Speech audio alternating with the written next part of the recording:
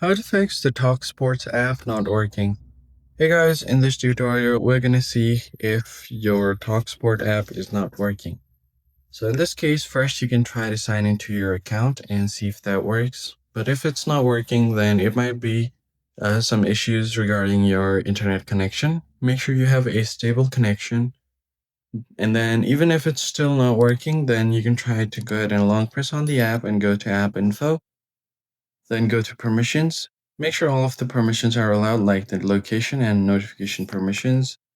Then you can go to set as default. And if there are any defaults here, you can clear the defaults for the app. Go back and go ahead and tap on the storage button. Then clear cache and then clear data. What it does is it's going to completely refresh the app and remove all of your account information. But you're going to have to sign in back again to uh, gain access to those informations again.